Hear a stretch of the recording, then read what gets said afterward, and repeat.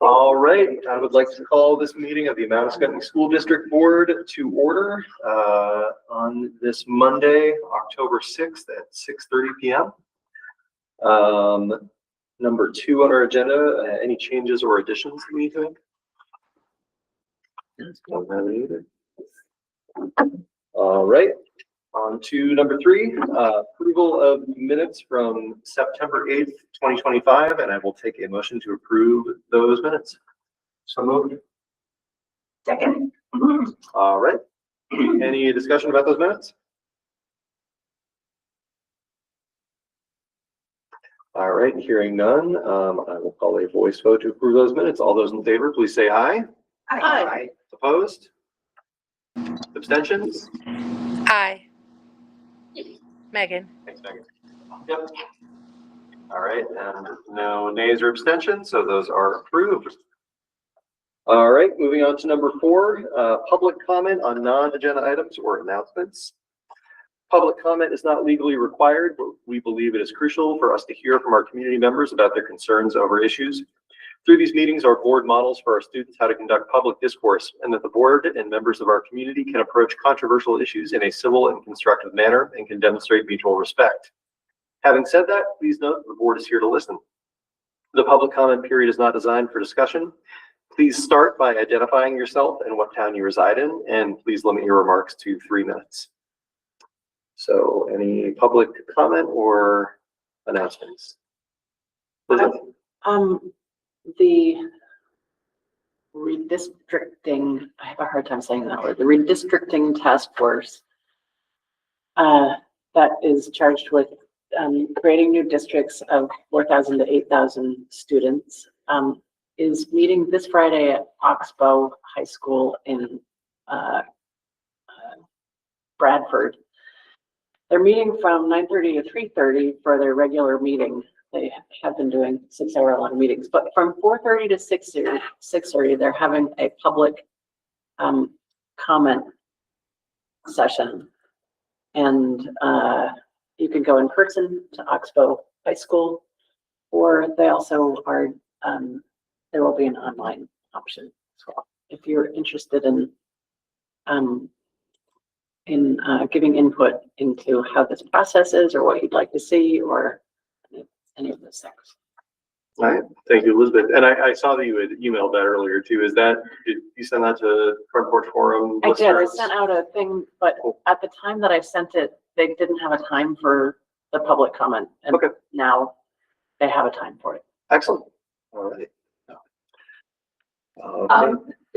Just an announcement that the Windsor was very much, Windsor High was very much in view during the moon dance and running several things for the senior project. Yep. You did very well at the dunk tank. Always a splashing. Oh yeah. Yeah, I mean, I had a couple comments in mind that actually touch on both those things. So yeah, I was so glad to see so many of our students out and our school community out for Autumn Moon Fest, running booths and just out having a good time. Also, I got to check out our sports games. Saw the varsity girls soccer have a great game, and boys varsity football doing their best. It's good to see them just getting out and playing while we have this nice warm weather for a couple more days. But yeah, really great homecoming and autumn moon weekend. So great to see so much of our community out there getting together and doing some positive stuff. I also just wanted to quickly have a little bit of a public comment on the Act 73 stuff. Just some follow up on some things that I've kind of heard swirling about really before that coverage in the Valley News came out. I thought that was pretty. Yep, I thought it was fairly accurate in reflecting that this is something that our supervisory union and our 2 neighboring supervisory unions in Hartford or Hartford's district and the kind of SUSD Mountain Views. I think it's called a supervisory union, but yes. it is intent that really is meant to steer a process that if we did nothing, the choice might be made for us. And we are trying to, as those 3 units, express some agency that we already share some resources and it makes sense to work together. The one thing that I think has been a little bit confusing for folks, and I was hearing some of this beforehand as well, is that I think visually when you look at the online article, it has the picture of the proposed new Woodstock High School. The new Woodstock High School expansion is something that's being discussed in Woodstock. That is not part of the proposed merger idea that we're talking about. There is not any plan to send students from this town to a larger Woodstock High School. For discussion. Yeah, it's not in the mix right now. So I just want to make that really clear. Like those two things were presented together in that article, but they are not really related. So I just want to just clear the air on that. But otherwise, I think that, the coverage of how that discussion went about the proposed merger was pretty accurate, including some of the misgivings about Act 73, which are shared by a lot of us. Any other announcements, public comment? All right, well, hearing none, we will move on to our administrative report. I'll turn it over to Christine. Can you present Yeah, so Catherine and I can look here? Yeah.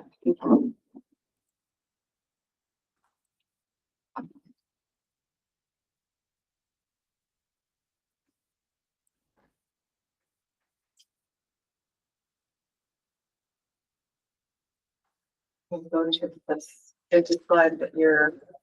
We have a link in This one? Yeah, All you right. could go into that one.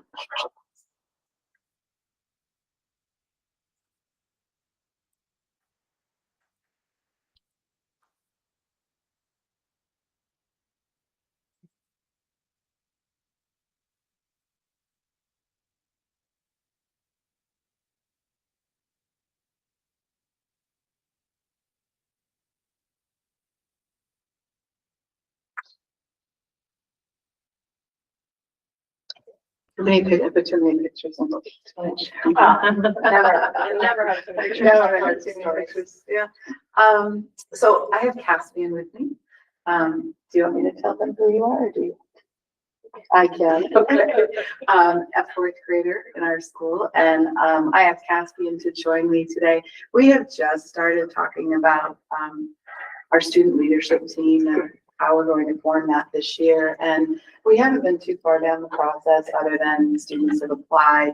So I don't have a team to bring to you, but I am 100% confident Caspian is one of our student leadership team members. He displays an incredible amount of leadership in our school. And so today we practiced in the hallway this presentation we're going to give, and he's going to jump in with these things, and his mom, Colin. So thank you for doing that. Can we get one more? So I think one of the biggest goals for the elementary school this year was under the Stronger Together that we're using as an SU, was to really think about communication involvement and opportunities for families to participate in our day. I think I noticed last year there's a real difference between what I see and feel inside the building and what some people might hear and think outside the building. So we made this a goal to really not just promote the activities, but make people feel like they should be in our building and come see what we see and what we're doing every day. And this just lists a few of the ways that we do things. None of these seem incredibly new, but maybe we're doing them a little bit differently. So we will have conferences. We're still working on our family engagement opportunities. We haven't scheduled those, but we're trying to think about not just having them as evening suppers that don't always work for people. Maybe it's books and bagels or something in the morning that we look at the beginning of the day, in the middle of the day, and the end of the day to make the building accessible to a lot of our families. I think the behavior understanding and the engagement in the work that we did with the behavior matrix, I know is understood by our families, and it's really increasing our communication. And Cassidy and I were talking about it a little bit today. And what did you have to say about our understanding of behavior in school? That there should be like just not just for the kids, but also for the teachers, that there should be more expectations, just not just like, not to be like a pain to like your kids, but like just to help, because I have seen some teachers not appropriately dealing with problems with kids. So I just think that there should be higher expectations for teachers. And it's like, And we talked about, and understandings, right? Like training, how do we deal with these situations when they come up, and knowing that, we have people that need support around that. And, we also, Caspian also noticed that it feels different in school this year with just that common understanding. Phenomenal, SEI room running right now with some really highly skilled people that are making a difference in the way it feels in our building. We also are looking for some volunteer opportunities, trying to create some welcomeness in some ways, and we'll share those with you. We have a lot of communication, staff to families, administration to families, guidance to families, and in return, their communication back, which I think has increased a lot. We're looking at some cross-grade school opportunities, like middle school to elementary school, but also some of the student leadership things of can our fourth and fifth graders be helpful to our kindergarten and first graders. And Caspian even thought about, what were you talking about, lunch duty? What are you talking about today that the older kids could, oh yeah, right, maybe helping in the cafeteria and having lunch with kids and showing them what it would be like to have lunch. And then our student leadership team, which we're still trying to form. We'll talk about that in a minute. And this time, so can go one more, Christine. So just, oops, sorry, go back on it. You went ahead and I didn't. The ways that we have tried to engage more people already this year, our kindergarten always often offers an extra kind of open house, trying to give our 5-year-olds an extra opportunity to feel comfortable in the building. They do their half days as well as participate in our open house. Pre-K does that as well. They have extended open house times to let families come in and get familiar with the space. During our Meet the Teacher night, we had, I think one of the things I appreciate the most is we had 100% staff involvement, which is just fantastic. That was a different feeling last year. And 75% of families were engaged in coming and meeting, and we kind of sent them around the school, not just come look at the one classroom, but go together and go see the music room. And then we're still working on our community engagement. And then we can go one more. So this is something new that we've started. Do you want to talk about this one? sure. So it's shout outs for kids. So like when a teacher or another kid sees like somebody who's doing something good, then, or like nice for somebody else, then they can like tell like Miss Thompson or somebody else, and we're doing shout outs over the morning meeting. Just make kids feel good about themselves and make them feel like they actually matter in what they do. And so we have a virtual morning meeting every morning, which doesn't sound very exciting, but it's actually very fun. We play games. We have trivia contests. We play bingo. We do scavenger hunts for things around the school. The kids have to go find things and collect as many as they can, like work with their class, and then just give them the little bits of information. The shout outs was something that came out of the summer work from Leader and me with how do we recognize the exceptional behavior, not the expected behavior, right? Like that's what we should be expecting. What's the exceptional behavior? Today I told Cassie and I thought he was the first person to receive a shout out, and he corrected me. He told me he was number 3. He was not the first. The part that I think is the most important almost about this is not just making the students feel good about what they did, but we send emails to families that their child has been shouted out. So, and every single email that I've sent out, I have had a reply on from a parent in a positive way. So it's just, again, just trying to open up that communication. Teachers just fill out a form, right? And it goes in there and they tell me why they're shouting it out. And then I add them to our morning meeting slides. And it's, but I think kids want shout outs. Don't you? Okay. Leadership assemblies. So these, we've revamped these a little bit, right, from last year.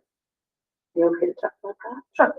So, we moved it to the theater, so just so it's nicer. And we made it more personalized awards without the category, just to make it like pointed more towards like what exceptional thing they actually like did instead of categorizing them. And we're doing more student class presentations. And there was an invitation to all families and community members, and we're gonna start doing coffee for the people who come in the morning. And the student leadership team will eventually like do like lead the leadership assemblies. And the hope is that they eventually take it over, right? Like we were talking earlier about, you know, I open and close and the kids would read the awards, but could we ever get to a place where students could really just take this over? And some of the morning meetings, and can we get their voices out more? We're still working on that too.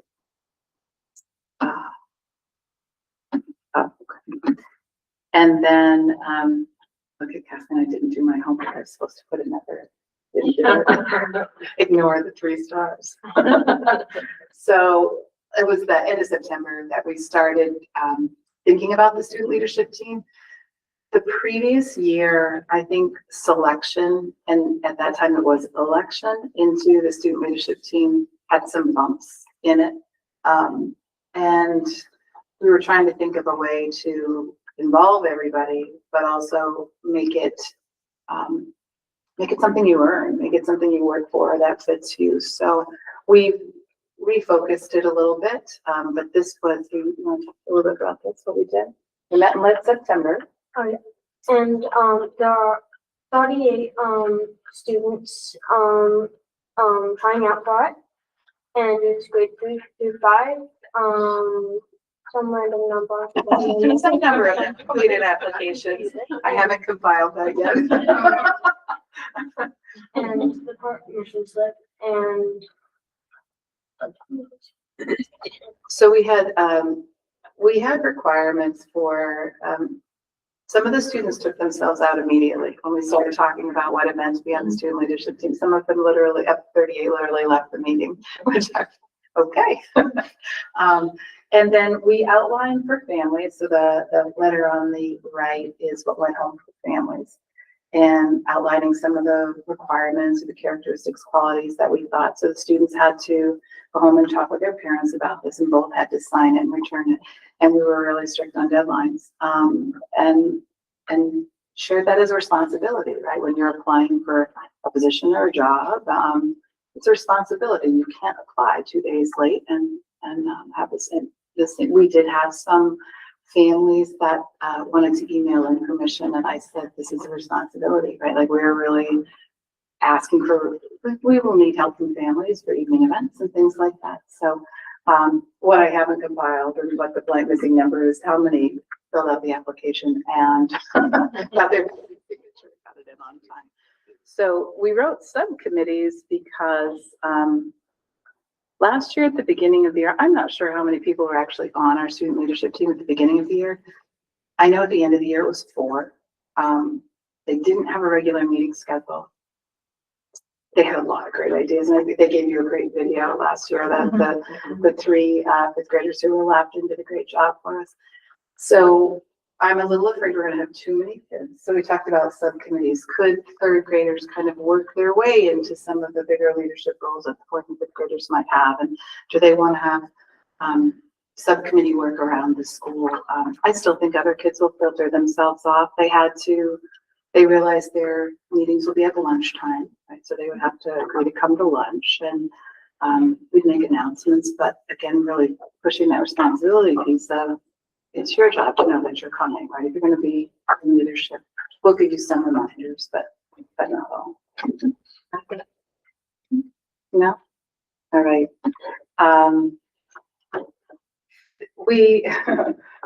This is a lot of fun. Back to thinking about ways that we can connect with the community. Last year, after Harvest Moon Festival, James from the rec, reached out to Kate and said, we'd love to find a way to get the kids more involved. And Kate said, what do you think? And I said, sounds great. So a week ago, Monday night, Kate called me late and said, do you remember when we said how we would get involved? I said, oh yeah, I remember. We haven't talked about it. She said, well, they're delivering 200 pumpkins tomorrow morning. So here they were.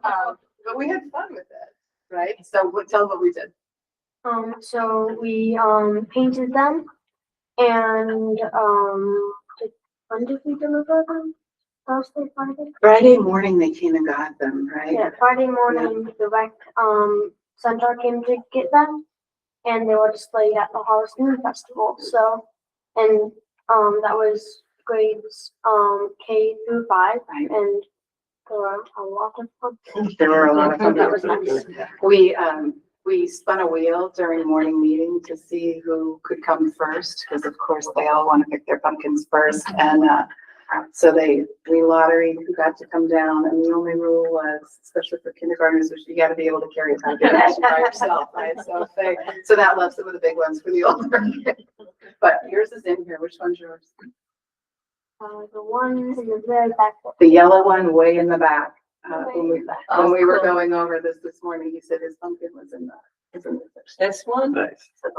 Right, go to the left a little. I'm trying, my cursor's Oh, not. yeah. very well. And the other side, just left of center, right there. Yeah. Oh, nice. That's Caspian's. So that was a really fun community event. The teachers already talk about next year. I give them a lot of credit for just embracing the unexpected when I said there's 200 pumpkins in the office. All of the teachers were very on board and excited, and I think they have even more ideas for next year, so we'll be interested in that. And then last Friday, we had our Mountain Day hike,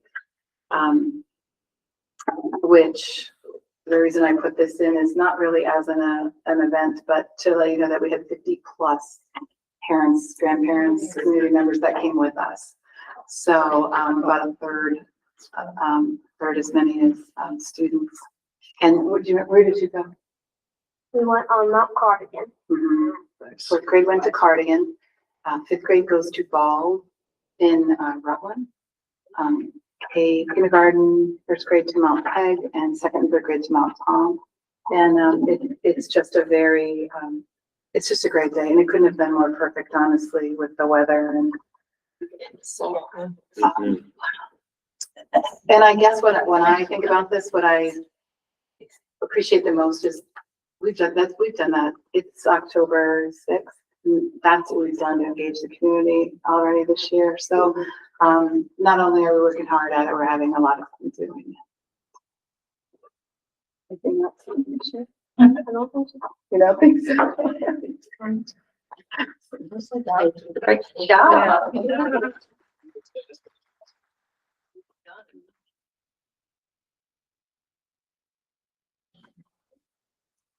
Just want to throw out too, Caspian, I really like that you highlighted right off the bat how important it is for our students and our staff and our administrators to be learning together, especially when we make big changes like the behavior matrix, because it's it's change and it's adjustment, and it takes people some time. But I think that was a really astute observation on your part that we all got to work on this together. But I'm glad to hear that it's already making some positive change.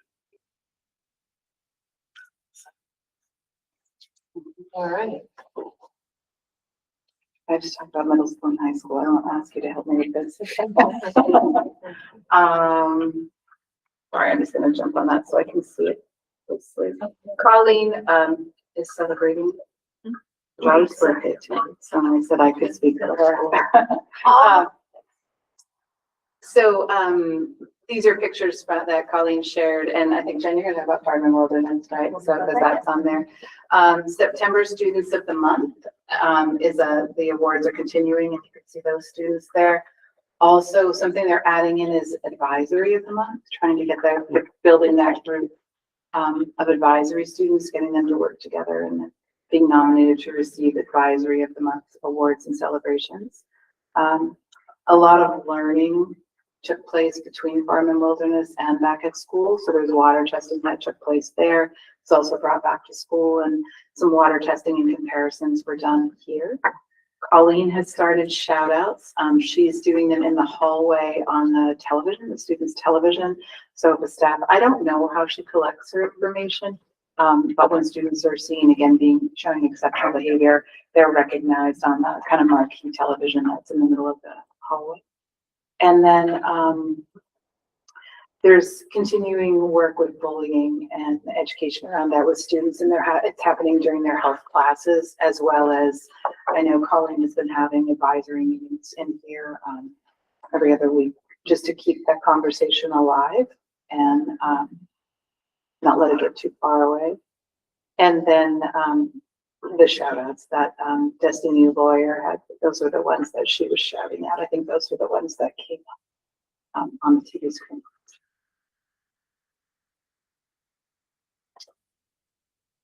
Good to hear me again. She said the whole script for you. She did send me a whole script. I just have to find Kate it. is sick. Very, She yeah. was sick this weekend, Oh. but made it to the event she needed to be at, and then she stayed home, so.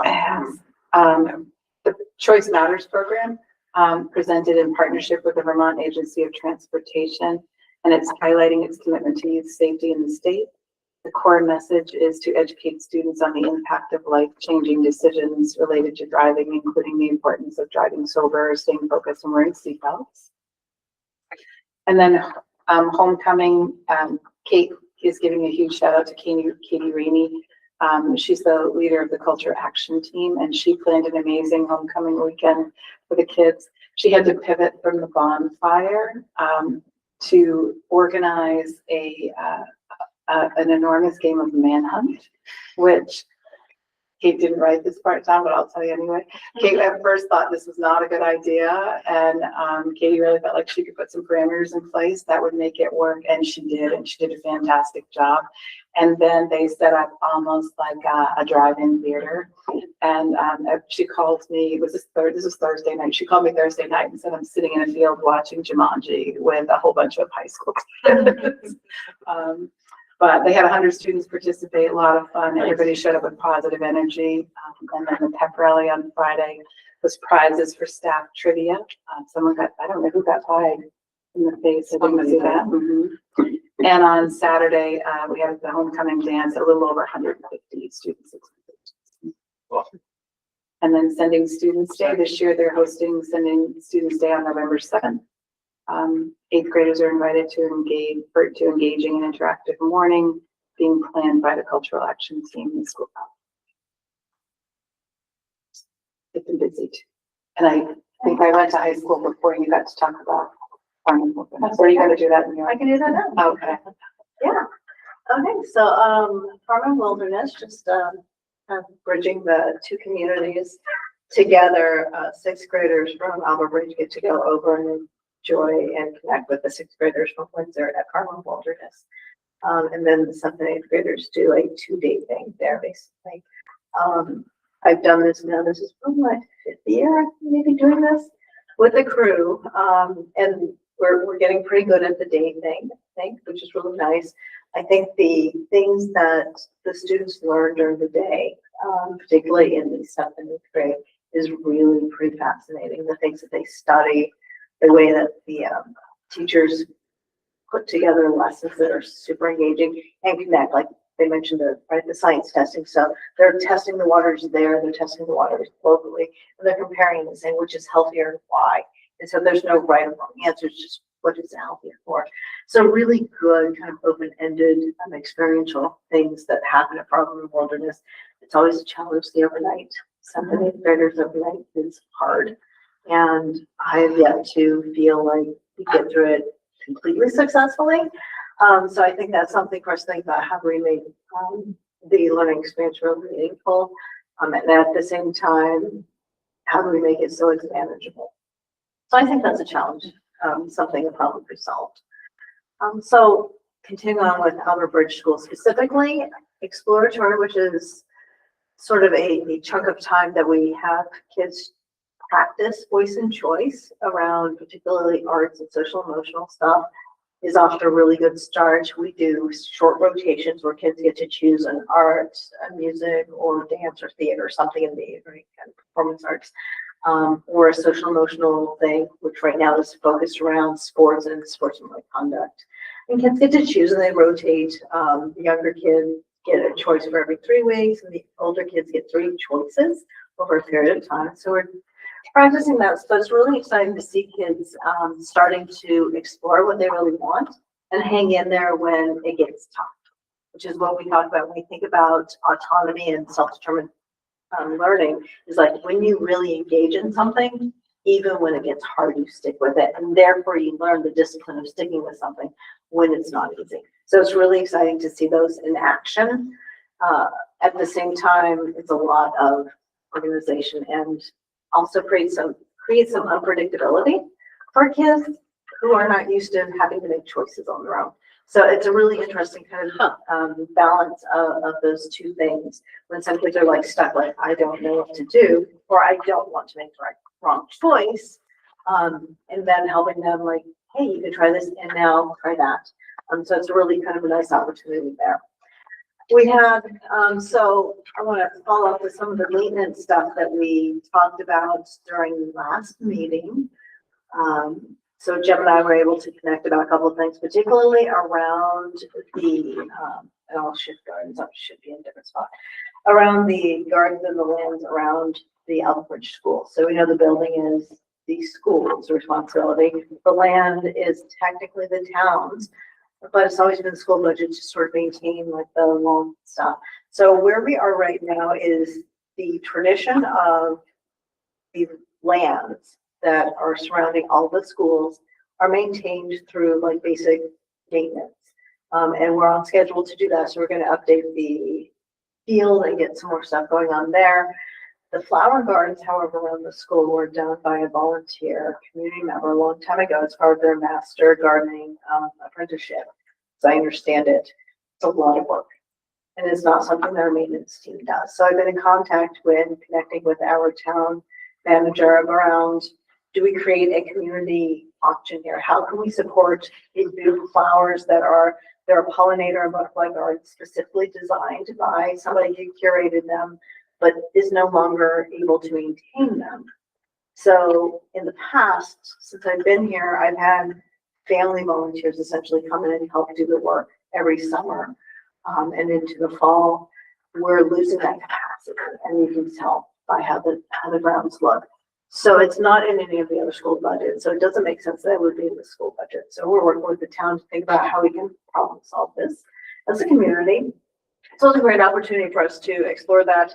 And at this point, where we are is regarding the gardens, they're going to cut it back, right? And there's 3 options that are available that we can see as easy options. One is just put grass and get rid of all the flowers, basically, because then that's easy to maintain.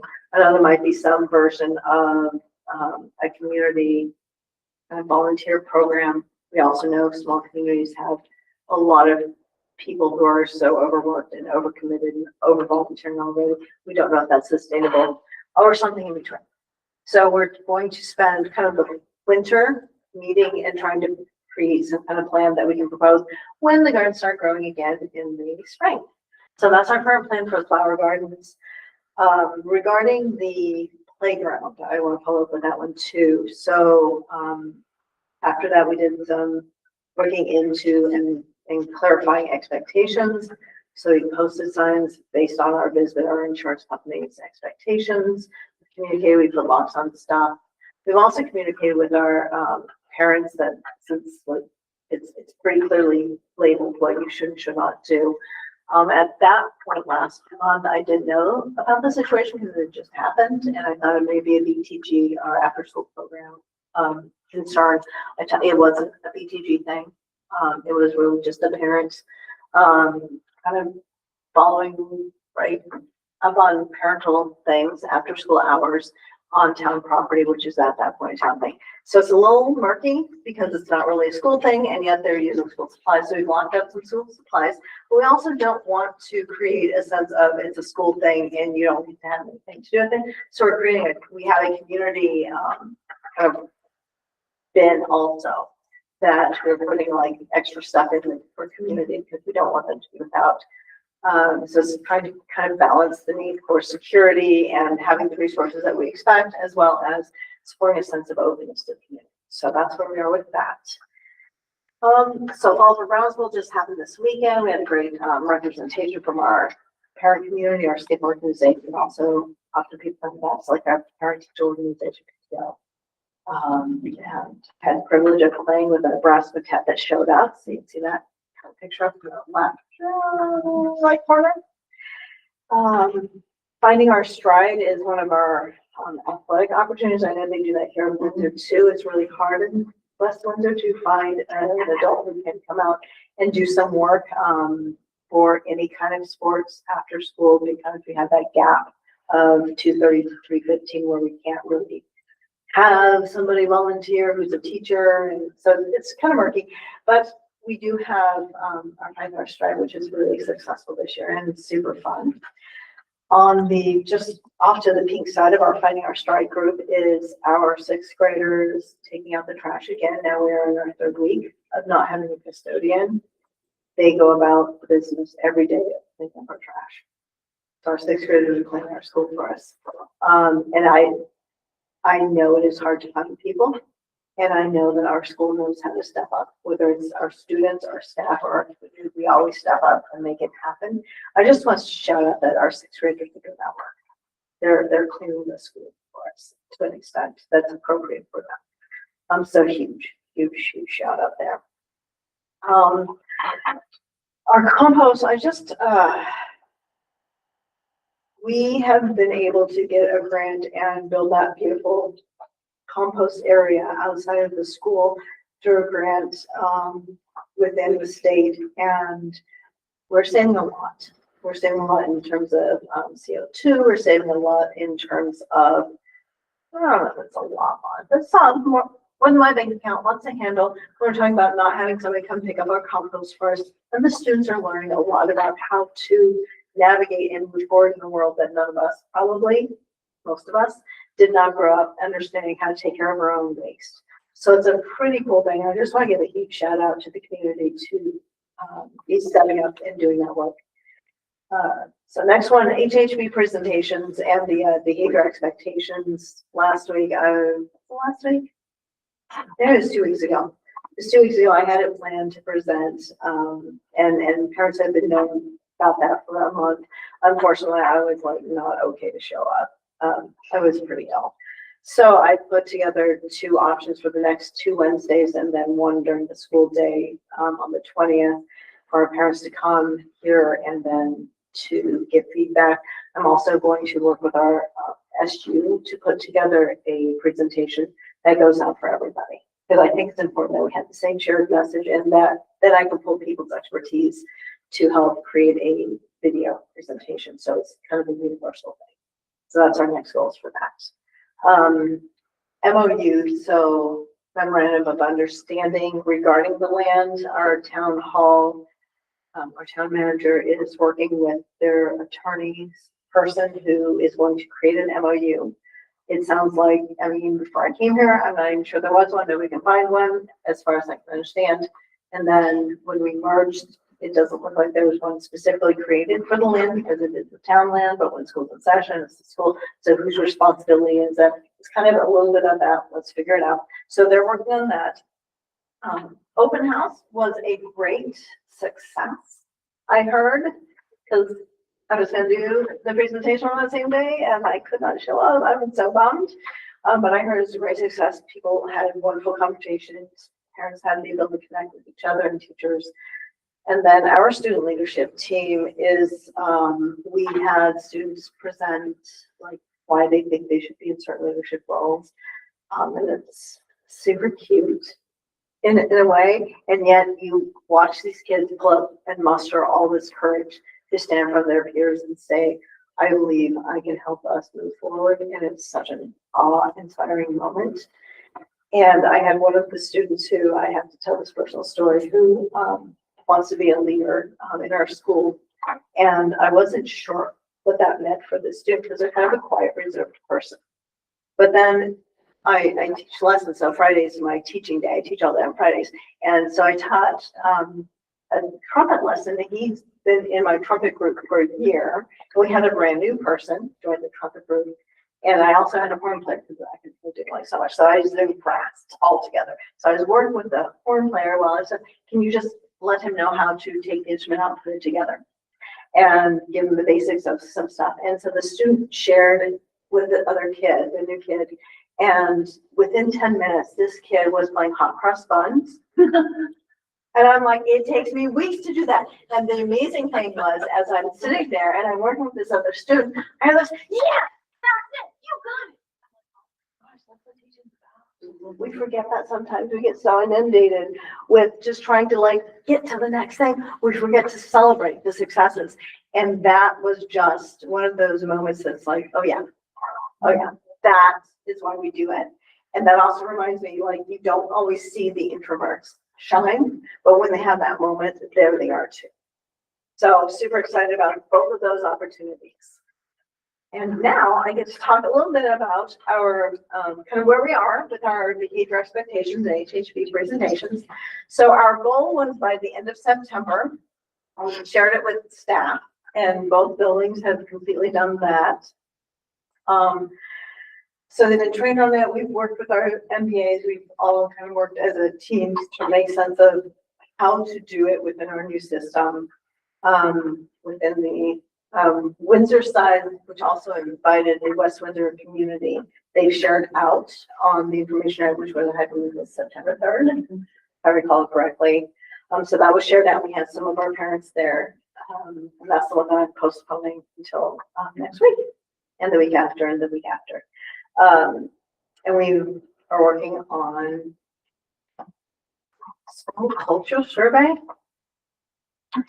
So That was given to staff. We've done. yes, we did it to the staff, did it for the staff. Did it for the staff. And then we got our students have all been given at least an initial, and some have had multiple renditions of what the expectations are, as well as what HH is. That's where we are in that process. And then if you go to the next one, we want to share a little bit about what our MBAOs, which is measurable I can't remember what it behavior. stands for. It's the Power, so it's our power school version of what our behaviors are. So this is kind of what it looks like when a teacher goes in, or administrator, I think this must be administrative view, goes in. So we put in who we are, when it was, you identify based on that behavior matrix that all parents now have access to, whether it falls in the major or minor category. And then from there, they get to select what they think the key area of violation is that we're talking about. And there's quite a range, but they all show up in our behavior matrix. So whatever our behavior matrix is, yeah. So you have, the ones on the top are numbered and the ones on the bottom have, what's The M is major. major? Yeah, Okay. it's major, and I think Yes, that's one of the gotcha. cleaning up things that we've noticed, like when teachers, how important it is that they click the right one. Like that you click the major or you click the minor. Right. So that's something we've had to clean up a little bit with Yes. staff. Yeah. Yes, so out of bounds is off school property. That's always a major, for example. There's no minor version of off school property. So, yeah, thank you. And the majors are always handled by school administration. Yes.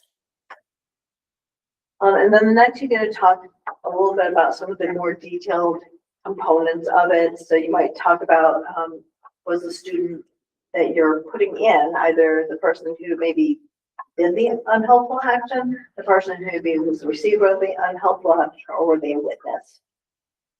Then you get to add some more information there.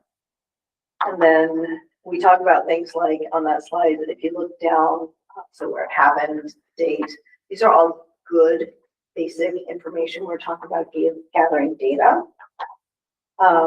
Those all drop down and they Yeah, can yeah. select. I just Yeah. take a picture of So all you of may it. notice, for example, like a kid really often has something that happens around 10 o'clock every day. And then you can have a conversation like, oh, wow, I wonder if that's something having to do with their, blood sugar or their, right? Something about them as something that's not just about their behaviors, about something else going on for them. And then our motivation, we talk about, I know that's not pulled down, but what we think might be the reason. Are they trying to communicate something? Are they trying to get something, right? Those are the typical, they call ABA, right, antecedent behavior consequence. What's their basic motivation? And we know that basic motivation is much more complex than basic motivation, right? We all have that motivation either trying to get something you want or get out of something you don't want. And we also know that it goes way deeper than that. Like if you're trying to get out something you don't want to do, and you have skills to do that successfully, then you can navigate that okay, right? If you're trying to get something that you want and you don't have to do that with skills, you can do that successfully and it doesn't show up on these things. It's when you have that gap of you're trying to get it, but you don't have all the skills to get it. That helps us identify, are you dealing with some kind of frustration tolerance, problem solving skills, communication skills, right? There's a whole host of skills that get in the way of us being able to accomplish that. So that's where we get to dig a little deeper, which then leads us to some version of possibly looking at like our learning skills inventory. Okay, so I'm on slide 10. Not that I can see it from there. Yeah, I think this is just. All right, so then you talk about in the next, the teachers or the administrators get to put in like what we think might be like, so where it happened, but then we also talk about who's involved. You can talk about who the staff members, because you might find you have some staff members who are really good at communicating, staff members who never seem to communicate. And that helps us as kind of a team figure out why we're communicating what when. It also helps us figure out where we want to focus our attention in terms of problem solving. Okay, and then are you on slide 11? Yes. Yep, you're slide 11. Okay, so then on slide 11, teachers get to choose what it is that they did. So we talked about logical consequences. If you break it, you fix it. If you need a break, take a break. If you need to lose privileges for a moment while you show you can handle it, you lose privileges. There's other things also, such as short practices. You can make repairs, whether we contact the parents, that kind of stuff. So that all goes in there. And then the administrators take what we call disciplinary action if we need to, if it gets to that level, and then we mark it up. And that is what our MBA looks like at a big picture level for public facing information. Okay, Thank you. I really appreciate that. You bet. Thank you. Yeah. that's very helpful. Okay, before I start, you are welcome to stay, but you're also welcome to leave. Yeah. Thank you. Did a great job. Yeah. Thank you. Thank you, Catherine. Thank you. Thank you. Thank you. All right, just a few things to share tonight. I sent you all a form to fill out on the district quality standards for governance. Did you all receive it? Okay, just want to make sure. Not, I can resend it. We're looking, we have to score our rubrics. They are just self-evaluatory this year. But Larry and I felt strongly that the board should definitely weigh in on the governance pieces because that's what part you're really involved in. So we don't have to submit until November, so you have plenty of time, and I'll remind you, but I just want to let you know that those were sent out. We have just about completed our fall assessments. So fall STAR and DIBELS were administered this month, well, end of September. At the end of this week on our early release day, Thursday afternoon, our staff are going to engage in data dives, which we've been doing for a couple of years now. They're getting really good at it, and those will be led by the instructional team leaders with the help of some interventionists or team leaders. So each grade level will be digging in to their data, and will help them set classroom goals and student individual goals. And then Bridget will come back to the SU meeting later this month, and she will share out the SU data with you. Yes. Does anything get sent to the parents who have students significantly above the benchmark? Yeah, so significantly below. So significantly below is at 139. Right. Needs to go out within 30 days of the screening. Those were mailed out, I believe, on Friday in all the schools. DIPS assessment. The Dan plus Dibbles assessment, Yeah. that's what we use for our reading screener. The rest of the material will be passed out at parent conferences. If parents do not come to conferences, they'll be mailed. We are printing this year a parent report through EduClimber, which we haven't done before. It's a really easy to read report, which gives you information on your assessments, STAR or Dibbles, your I think your classroom grades, just generally your attendance. It also will run major behavior, so it's all in one document. It can be printed right through EduClimber, and we're going to do it 3 times a year. So, we don't print report cards, but we'll give parents some information, which I think people have been asking for. So, yeah, so we're gonna try it. You can give us your feedback once you get the report. Okay. So what does it trigger anything else besides a letter home if you're student? Yeah, definitely. So already the wing groups around the schools have been formed, which are intervention groups. So there's what we call tier 2 and tier 3. So on the tier 2, within working with the classroom teachers, separate than the direct instruction time, the students are divided up based on need and based on the results, both of Dibbles and also STAR. And those groups are flexible. So with additional assessments, kids are going to move in or out of different groups. But we also have tier 3 intervention, which is a smaller group, more intensive things. And that's also part of Act 139 requirements. So, and progress monitoring, just so you know, actually happens through EduClimber also. So goals are set for each group of students or individual students. And then our intervention is working with classroom teachers who will progress monitor every 2 weeks or whatever's appropriate. So you can tell if they just had a bad day. Yeah, I think if we find out that a student's had a bad day per se, it means that the scores are not in agreement with any observable behaviors or performance in classrooms and or different assessments. Sometimes we reset the STAR and run it again. But we can use STAR anytime during the year. We set the dates and that's aggregated so that when we share out data, it's included. But in 2 weeks, we can give STAR again as a progress monitoring tool. And then we'll pretty quickly know if something's amiss. Yeah, so I'm thinking about that one year at Albert Bridge when they said it was like a cruise ship when all parents and all families were sick. Oh, And I mean, everybody was sick, and it really affected everybody's scores because the regular teachers weren't in the classroom. There were lots of people missing, so it was like not the best way to take a test.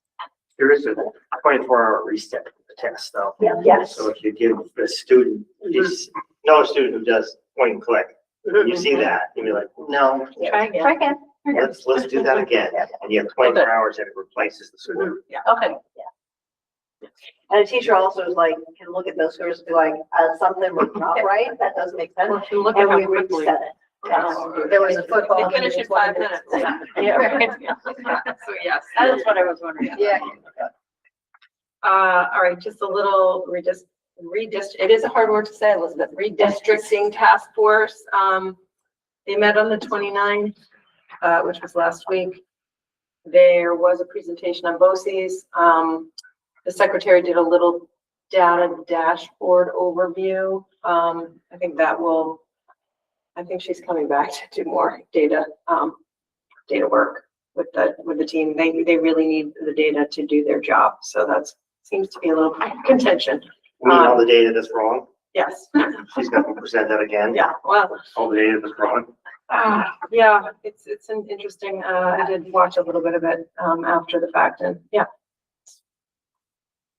There's some data that's not accurate, it seems, and some data that they need that they're not able to produce. So, we'll see what happens. So for example, they wanted to think about making one of the maps based on BOCES clusters. And what they really wanted to do was have it be BOCES clusters and to have part of every district be mapped to the designated agencies that are providing other services. And which is So kind like of, HCRS. Yeah. so it was kind of a dream for people who work at designated agencies to be mapped with the school system. But so they asked to have data about use of DAs and to what degree at school populations and also at the DAs, and they weren't able to come up with any of the data, and which is unfortunate on several levels. But as you probably know, and probably everybody here knows, one of the big reasons that we have such high per pupil spending in our state is because we provide services through our education fund. And almost every other state in the country provides those outside of their education spending. Mental health services. Mental health services, yeah, so it would be great all the way around if we were able to quantify that. And it's unfortunate that that didn't happen. But the other thing they talked about, the biggest other presentation was on a map of career and technical education. Which was released, the draft map. That month was released, and they were asked about what would happen in the southwest corner of the state where there is no career and technical education. And they said, let us get back to you. Yeah, so they're meeting, they have 4 more meetings before they are, their charge is due December 1st. So we'll see how far they get. And as Elizabeth said, there's a public engagement session that evening on the 10th. So hopefully people can at least log in. I do want you to know part of Act 73 is class size minimums. And Larry and I have been working for the past month on class size minimums to see where we're at. And we're not done with that work yet. We're starting to meet with the principals. We will bring forward a plan with during budget season, budget process with that information for you. So we're going to be okay in some places and not in others. So creating a plan for that. Quarterly financials are in the portal. I will pull them up for you here if I can get to the right screen.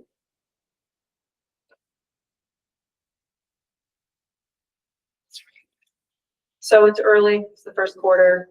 You see on the revenue page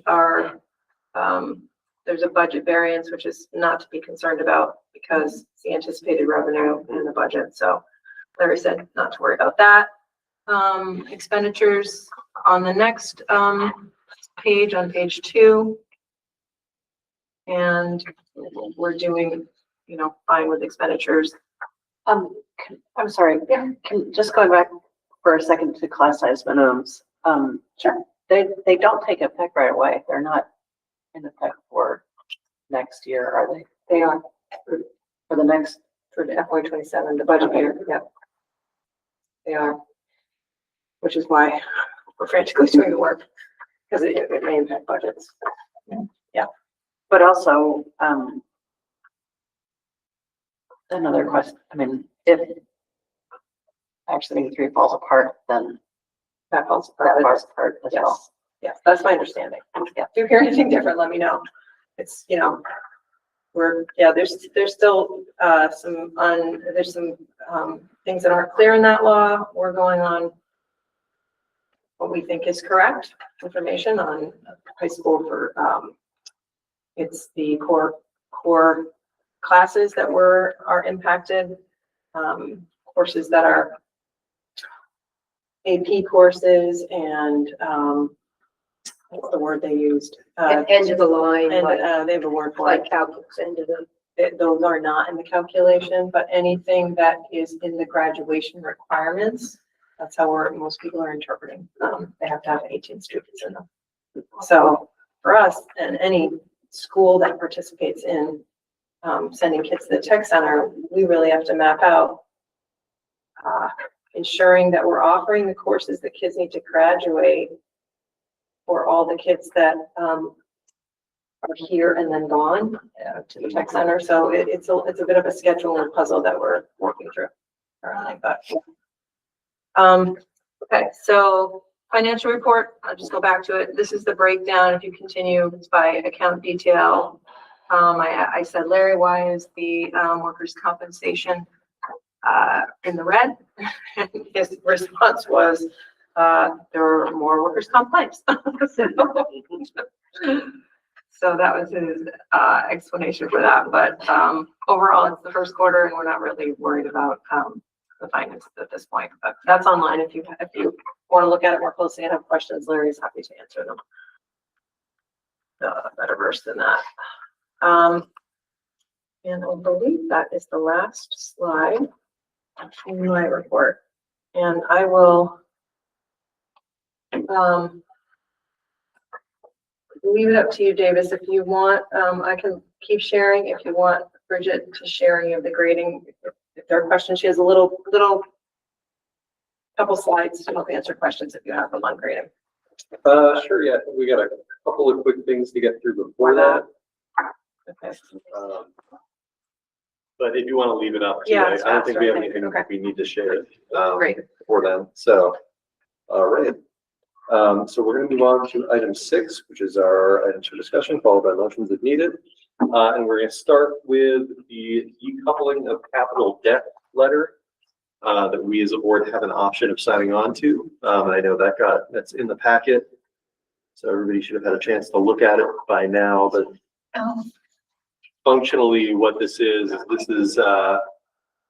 kind of being spearheaded, I think, by Mountain View's Yes, folks. And this is about decoupling capital debt from the education spending formula.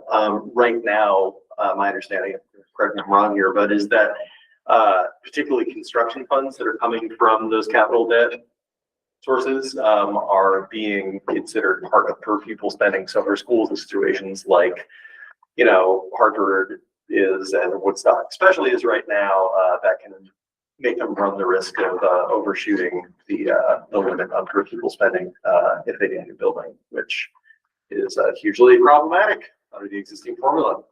So they requested that we sign on to it. Elizabeth, you have something to add to this? Yeah, because one of the discussions has been, I don't know if it's between the redistricting task force or I think it's probably redistricting task force, is the fact that there will have to be building associated with all of these new districts.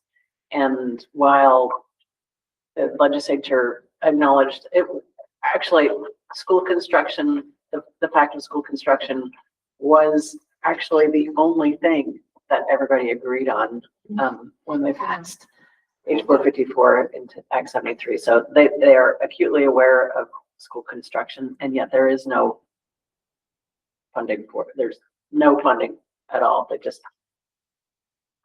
So the ability of Woodstock and other districts in their same position to be able to spend money on it, or even just having the ability to do it, is really critical. Yeah, based on this letter, I mean, it functionally in the current setup, it almost punishes local taxpayers if they do decide to pursue school construction. I think I'll just read a little bit of this middle of this letter.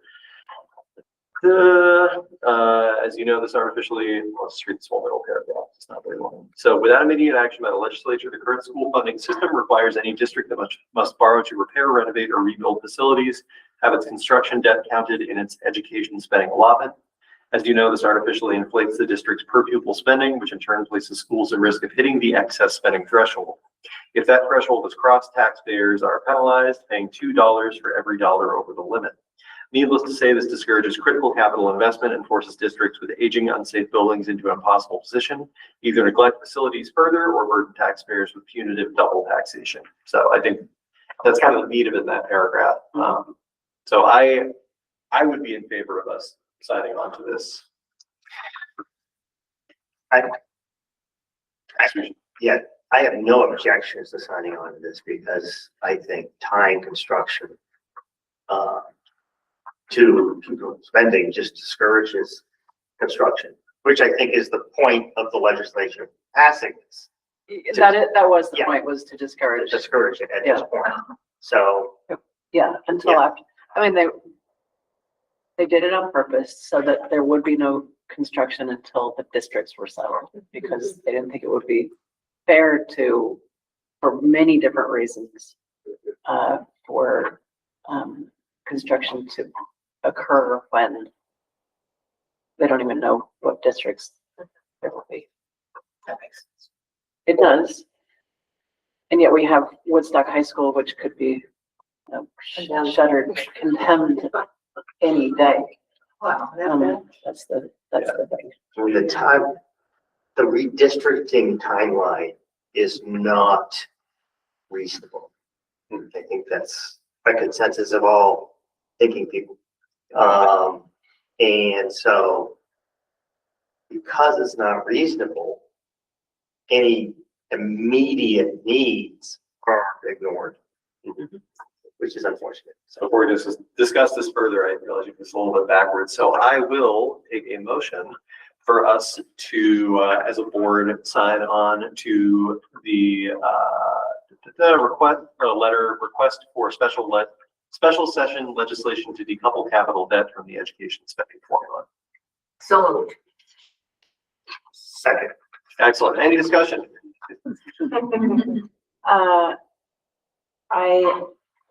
While I really appreciate the letter, we're not going to have a special session between now and January. It's just not going to happen, and I regret that. It's just not. And Phil Scott has been asked publicly about it, and he has said absolutely not. But regardless of whether we should have a special session anyway, I regret that is part of the letter. I think that it would be really nice to have the letter urging the legislature to deal with it immediately in January as like the first thing that they do, so that they, can get moving on it.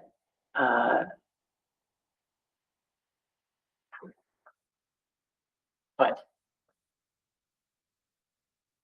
I regret that it asks for a special session. That makes sense. at the same time though, and I agree with Elizabeth, I feel amiss not to support an SU that we are hoping to work with, even though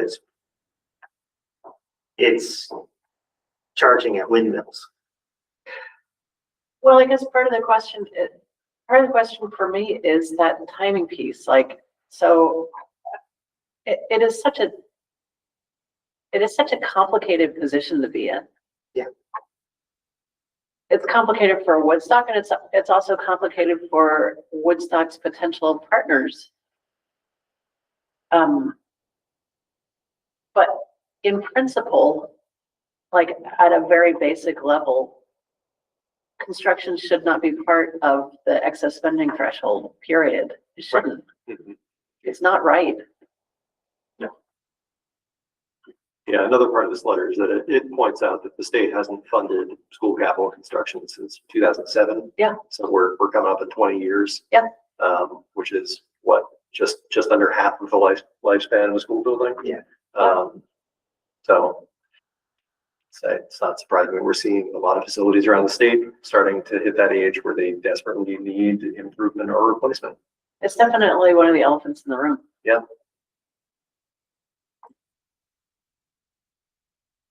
And in my opinion, like the only way to, when you create a new district of 4,000 to 8,000 students, the only way to actually show that there will be opportunities in that new district is to offer funding for a brand new school.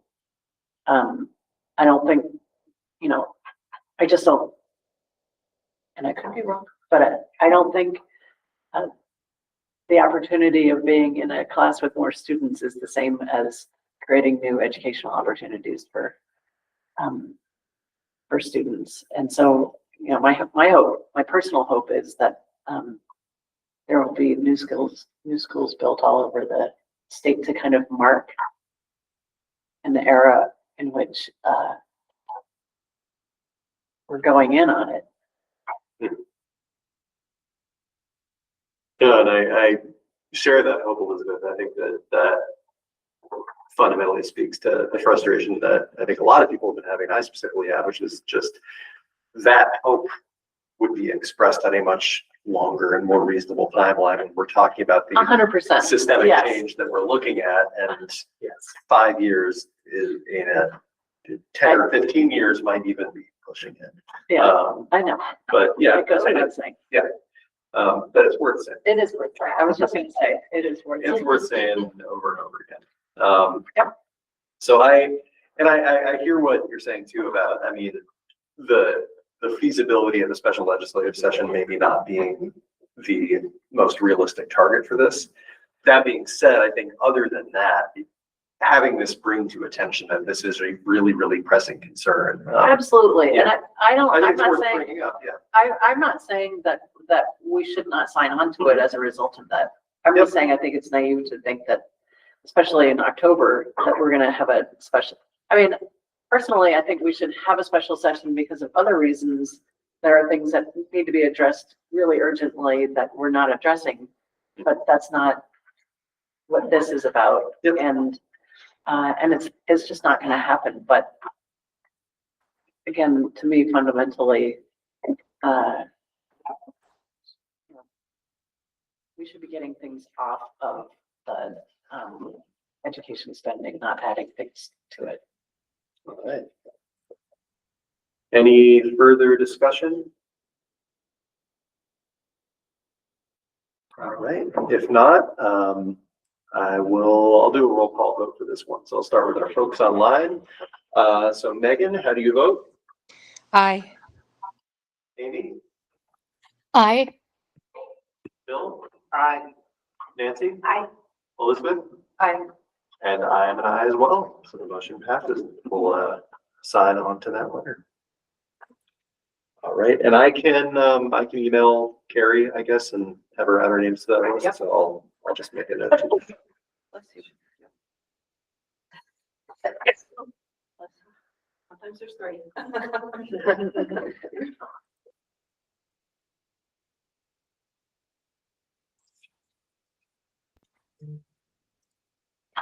Excellent. Do that after this meeting. On to our next item, which is the update on ABS ground status. I think that was covered. Yeah, that was covered in our administrative report, so we can skip that and get to high school grading questions. And thanks, Bridget, for being here tonight, just to show us a couple more slides and address any more questions we might have for us. So if you want to pull up the slides, I think some of this was an overview done, I think, before the SU board in May. And I just want to kind of go back over the structure and then obviously address any questions that arise from that. So our move was, as we've talked about for many, many years, is to truly have a proficiency-based grading system. I think in many ways Hartford jumped on this earlier, perhaps got through a lot more pre-COVID. We got sidetracked with COVID, there's no doubt, and talked about power standards and just never got to the sort of point. In the meantime, Vermont's had teachers all over the state meet over the past few years and develop what are known, as you look at the bullets up there, critical proficiencies, which, you know, these are sort of name switching, in many ways look very much like power standards, broad proficiencies that we think are important. And these are defined more carefully by the priority performance indicators. You were sent by Christine a layout, which I'll show you on the next screen, as to how these two flow into each other. And the final and I think most important thing is these indicators are great, but they have to be measured by something. And so for every performance indicator, there is a proficiency scale that goes with it. So if we click to the next picture, if you're a parent or a student, your front page actually looks not much different than last year. At the very top is what the front page is. So for all of your classes in this example, I've only clicked out English 9. This child in English 9 has a 3. You know, for a lot of parents and even some kids, you know, who are in the classes, that's their, what we call our quick look, right? What teachers at a deeper level and the assignments reflect is if you double click on that grade, you'll see potentially what's down below. And what's down below are the assignments themselves and the performance indicators, priority performance indicators, what we call the PPIs, that are in that project and are graded on the proficiency scale. So production, and we'll see this in a moment in the diagrams that were shared with you, conventions for the written verbal response, production writing process, and on through. So those are where those kind of, the 3 comes from, what's behind the 3. And again, depending on who you are and who the audience is, sometimes the 3 is what they see, and sometimes, you know, kids certainly have to click down because they're the ones who are getting these pieces back. Some of those pieces will end up being what we call the portfolio pieces, and some will be just other classroom pieces along the way. There's obviously a lot of formative work that goes on in the classroom that is, you know, more non-graded. These are usually what I call smaller summatives, little important building blocks along the way. Teachers have been, teachers and departments agreed on what we call weighted summatives. So what that really means is that pieces that are big, such as the final essay, those pieces are absolutely weighted more. The proficiency tasks themselves that will become part of the student portfolio are weighted more. But that doesn't mean some of the smaller pieces don't have weight. It's just not weighted as much. But they're still all graded on the scales based on the performance indicators. So that's just an overview, and any questions, I'll get to them in a second. So if you click to the next thing, it'll help you to understand that diagrams that were sent to you, how this flows. So at the very top was Vermont's statement put together with all, you know, expert department people across the state of basically what does a graduate look like in this area of ELA, what we call, you know, the graduation requirements. So proficiency-based graduation requirements. Below that are known as the critical proficiencies. And I do want to say that the indicators that are below that are define those proficiencies, remember, are minimum standards for our graduates. So it's not everything that a classroom does. Certainly it's not everything that calculus does. And in fact, if you go to the math ones, you will see there's no calculus on there at all. Because remember, these are graduation requirements for all of our students, not what students that are taking more and more advanced courses have to know. We do have those indicators, but they will not appear on this document. These are graduation requirement documents. So from the performance indicators, you can see I pulled those out. You can start to see how, for example, the critical proficiency leads to conventions that was seen on an earlier slide from the English classroom. And you can also see another one there, production.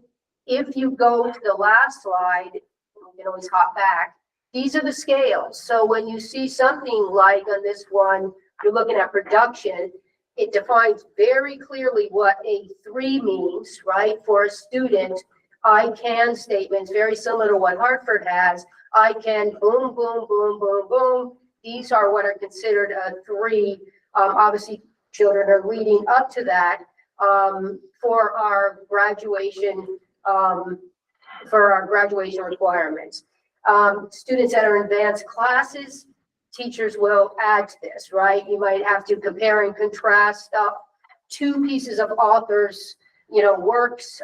You might have to analyze the historical time period with which something was written. So teachers add on to this, but I'm going to emphasize again, these are our graduation requirements for all of our students. So the I can statements really reflect when our graduates walk out of here, whoever that happens to be, this is what is expected to be shown in pieces of work in their portfolio. So that's kind of the background as to where our grading system is in terms of and how it relates to Vermont. Just as a note, we gave the teachers these Vermont ones. Vermont came down, the AOE came down, and worked with our teachers last year at the high school level.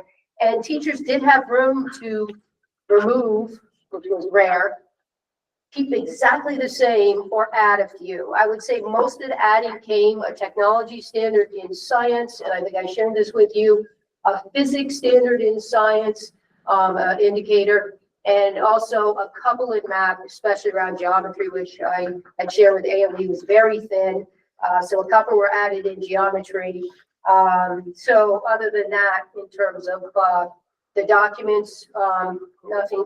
The ELA one, frankly, was very good. It's hard to find room in that. Most of the teachers accepted all of them.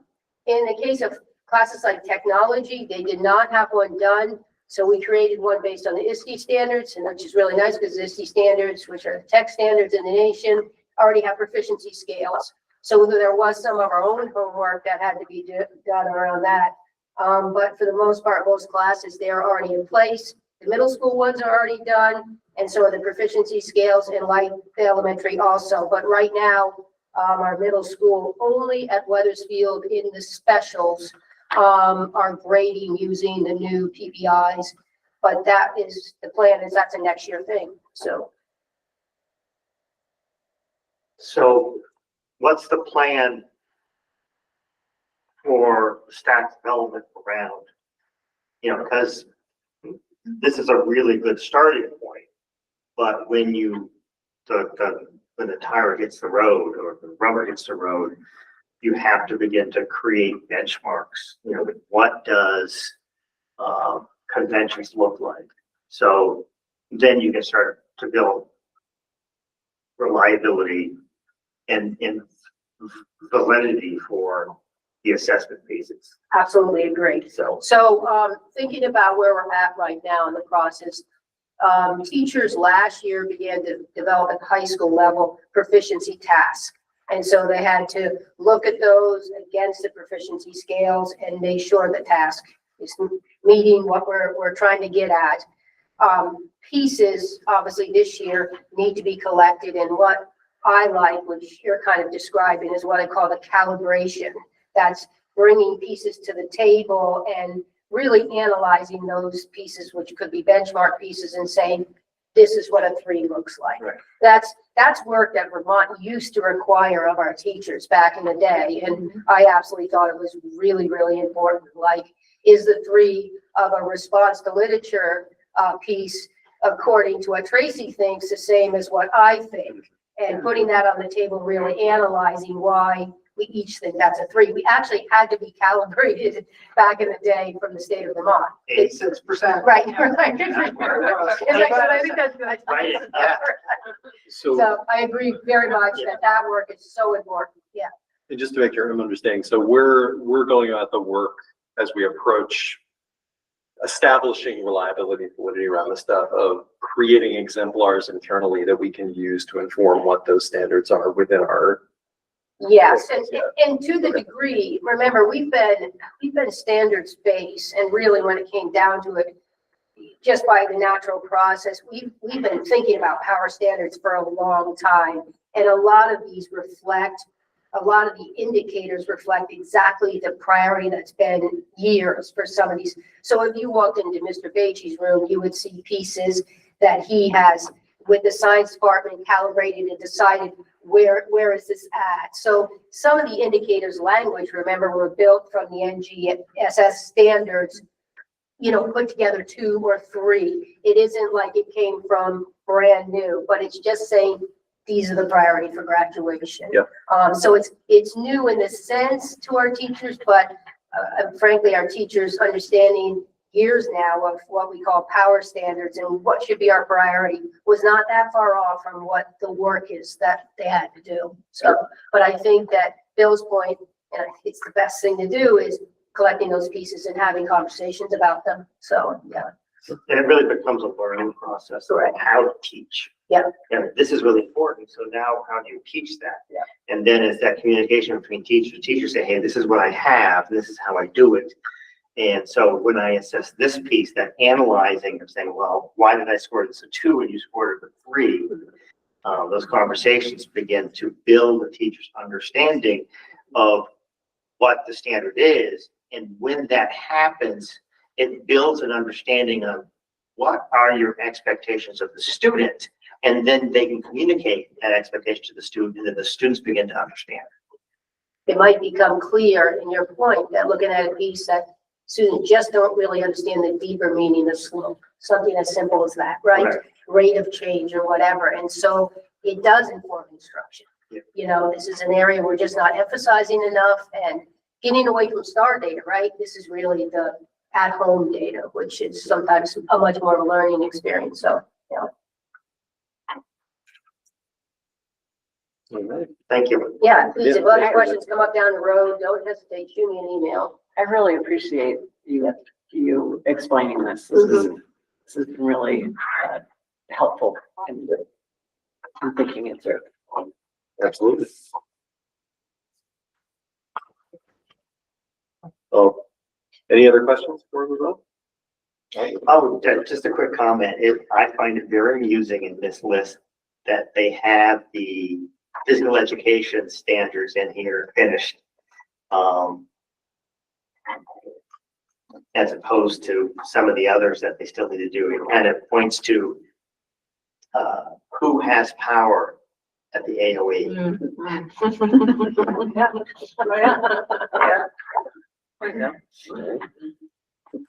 And well, thank you, Bridget, for sharing some time with us tonight and helping to explain that a little more. All right, item D, community dinner check-in. The perennial item, quick one though. It looks like just about everybody has signed up. Thanks for jumping on and doing that. I think we're in pretty good shape. I would just say if you have not jumped on and signed up yet, please do. And if for some reason you're not able to make it, just let me know and we can figure it out. But yeah, community dinner is November 6th, so we got about a month exactly to figure that out, but we are well on our way. And the only note that I will have is that because we are signed up for another one closer to when we did the last one, which I think is in February, but I can double check that. My thought on that, just to get in your heads now, is I'm totally cool just repeating exactly what we did in February. I just want to make sure this one was a little different, so we didn't just have a complete standby. But I thought, Why not? I thought that one worked really well, and we don't have to reinvent the wheel every time. Just once in a while. All right. Any other thoughts, questions about that, or are we all good? I said I would bring some tea along. Yes. How much do you think? 50 gallons. Okay. I think a couple of the, Yeah, the bigger ones. the bigger ones is usually good. And then, if we can't use them, they'll, Mary's really good at telling us whether they want to keep some there or whether they want to send us off with some, depending on what's. Because there was a lot of drinks left over last time. Oh, was, okay. What we can do, Nancy, is we can probably check with Mary before and just get her assessment on what they have there already. Okay. And that way, if they're already overloading, so I think last time we brought some, they didn't need them, so. When do you want the menu stuff to be finalized? That's a good question, and you know, I love a deadline. Let's say, look at this calendar because it's easier. Let's say by like a week out, I think that's fair. And really, I think most of it's there already. Yeah, so if we can get it by you know, Thursday, October 30th, you know, let's say end of October, since it's the following Thursday in November, that'd be good. Yeah, I tend to look at my menu based upon what's on sale. Yeah. And what's easy to cook and easy, so. Yeah. I do a meal at Cousin's Dinner that is quite popular, but I do, chicken thighs and, pork roast. And so it's easy to cut, easy to serve, and it has that variety. Usually it's barbecue. Sounds delicious. Right on. Yeah, looking forward to it. It's a lot of fun to do these community dinners, and yeah, Danielle had a great time. yeah, I Oh, think yeah, we all had a bring great your time. dad. It was really fun. Yeah. Fun, the fun having the kids there. It was a lot of fun. Yeah, he and Hannah were stars of the show there. All right. Oh, yeah, I forgot, yeah. Yeah. Both of them together, yeah, that was pretty great. All right. Well, we can keep, you know, again, this is planning stuff, or this is coordination stuff around this, so we can do this offline. But everyone, most folks have dropped something in. If you need me to resend the link to, just ask and I'll send it your way. But cool. All right. And moving on to item E, we do have a resignation to consider. Yeah. Did we share the letter with you? I'm not sure how much I should read in public. She shared it with the board. I think, She shared so- it, you shared it with Davis. I shared with it. Yes. Yeah.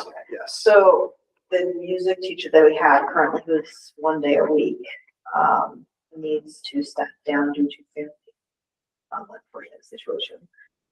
She's, I can read the letter if that's helpful. Do you want me to read the letter? No, I don't think. Okay. I'm not- All right. that's not a good What idea. does everyone else think? So, yeah, I mean, No. it talks about personal reasons. No. I mean, things happen in life. Mhm. And we completely get it, so we're looking to try and get somebody in. At this point, it's a point for a position.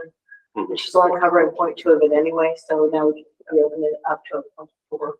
Although I love teaching music, it's 12 preps a week that are in addition to my own work, so.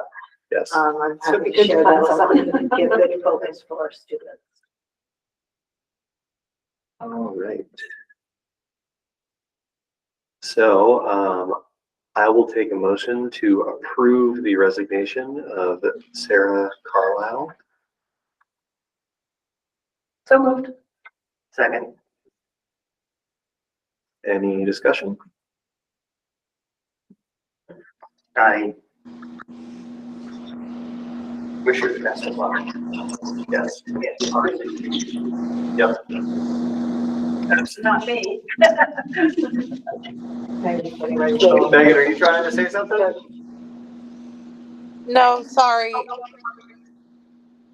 That's okay. All right. Somebody Just else. making sure. Yeah, no, I echo that, Bill. I wish her the best of luck. I know it's not an ideal circumstance. I appreciate, you know, the time that she has put in already while she's been part of the school community. Yeah, and she said she's going to try and help bridge the gap until we can find somebody as best she can. And I think between the two of us, we'll make sure our kids get some good music education. Well, we truly appreciate it on both of your parts, and I'm glad we can open this position up now as we need to. All right, well, pending our vote. So there's no further discussion. I will take a roll call vote to approve the resignation of Sarah Carlisle. Starting online, Megan, how do you vote? Aye. Amy? Aye. Elizabeth? Aye. Nancy? Aye. Bill? Aye. And I am an aye as well, so the resignation is approved. And again, best of luck to Sarah. And thank you. All right, we are on to 7, which is setting our next agenda for Monday, November 3rd. I think it's probably a good time to do a final community dinner check-in since it's within a couple days of that. So if there's any loose ends by then, we should tie them up. But like I said, we're in good shape on that already, and I appreciate, you know, so many folks jumping in there. we're gonna have the student, growth report. Great. Data. Awesome. And, also, we're gonna include some behavior data with that. as Good. well. Yep. I was gonna say, we're probably far enough into the year that we can start to get a look at that. Excellent. Would you mind sending it in advance of the Yeah. meeting? You're gonna get it October, like, Got a plan. sometime during mid-October. Thank you. Do we need to look at forming a local budget committee as the next meeting? We put that on, I have it on the principal agenda for tomorrow, actually, to Excellent. put something out to the community. So yeah, I'll put, Great. the budget, the AC. Yep. Yeah. Awesome. Yep.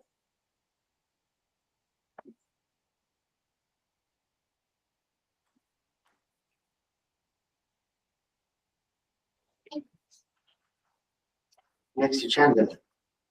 Yeah. Anything else done on the? I'm just thinking if Larry might have some, we should probably have a preliminary budget conversation. You may not have numbers, but we should probably start talking budget, so. Yeah, I think that's what I figured is have a conversation about Yeah. kind of what we're looking at, Yeah. early days. And then I think just getting the word out to the community about taking part. 'Cause I know it's something we did last year. Next year's the last year of the teacher conference, right? Yes, so we have to make, we have 1 year off now. This year. Yes. Yeah, so we have those numbers. Hey, the good news is that, in a new district, then that's like, what, 2027? So, you won't have to worry about it anymore.